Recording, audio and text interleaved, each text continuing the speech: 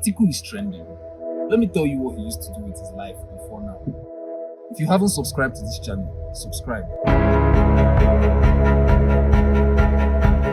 Atiku Abubakar was born on 25th of November 1946 in Jeddah, a village which was then under the administration of the British Cameroons.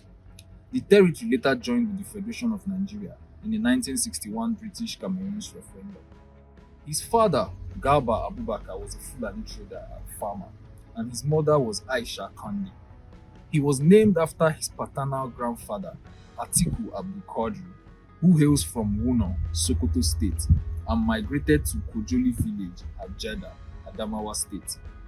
He became the only child of his parents when his sister died. She was an infant when she died. In 1957, his father died by drowning while crossing a river to Tongo, a neighboring village to Jeddah. His father was never really in support of the Western educational system, so because of that, he refused Atiku from going to school. When the government discovered that Abubakar was not attending mandatory schooling, his father spent a few days in jail until Aisha Kandi's mother paid the fine. After completing his primary school education in 1960, he was admitted into Adamawa Provincial Secondary School in the same year, alongside 59 other students. He graduated from secondary school in 1965 after he made grade 3 in the West African Senior School Certificate Examination. Following secondary school, Atiku Abubakar studied for a short while at the Nigerian Police College in Kaduna. He had to leave the college when he was unable to present an O-level mathematics result and worked briefly as a tax officer in the Regional Ministry of Finance, from where he gained admission to the School of Hygiene in Kano in 1966. He graduated with a diploma in 1967, having served as interim student union president at the school.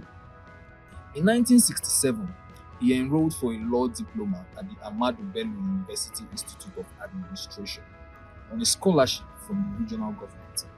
After graduation in 1969, during the Nigerian Civil War, he was employed by the Nigeria Customs Service. He had joined the agency as a cadet assistant superintendent on June 30th, 1969. When Atiku joined the custom at the age of 23, he had already drawn a map that he's going to lead the agency at the age of 40. Like he will grow from cadet to director of customs by age 40. But unfortunately for him, the position of director wasn't given to him, even after he was stuck on the rank of assistant controller for 8 years.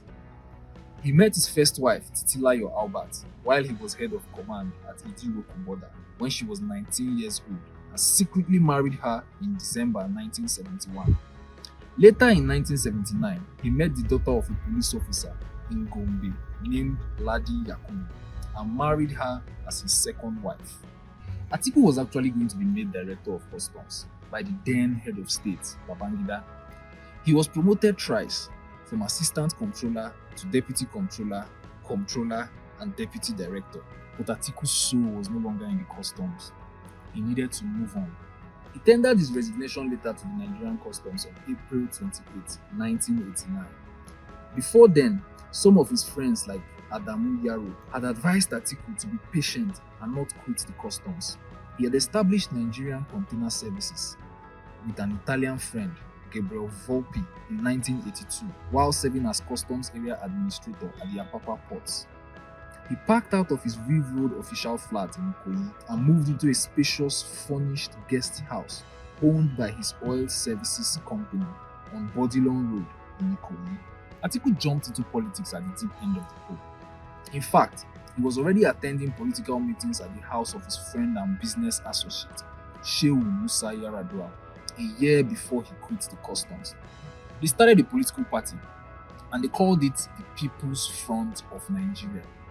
And because he was the wealthiest and had one of the widest contacts, he was elected one of the national vice chairmen of the party.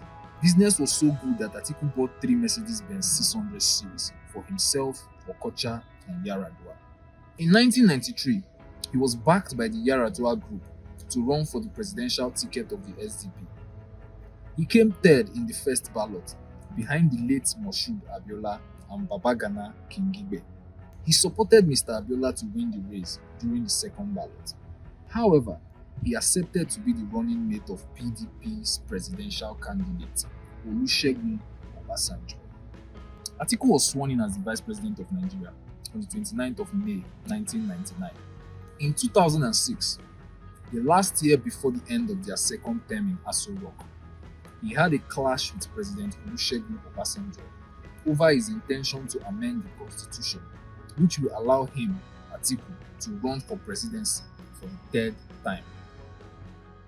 On December 20th, 2006, Action Congress selected Atiku as their presidential candidate, but INEC omitted his name in the final list because he was listed among the corrupt persons in Nigeria.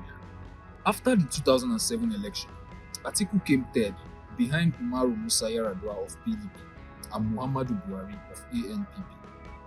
He also contested for presidency during the 2011 elections, this time under PDP, but however he still lost during the primaries to Goodluck Ebele Jonathan.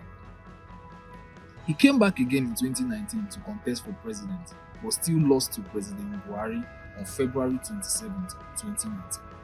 Atiku has divorced his second wife, Ladi, and married a woman from Anambra State known as Barrister Jennifer Iwejiora Douglas.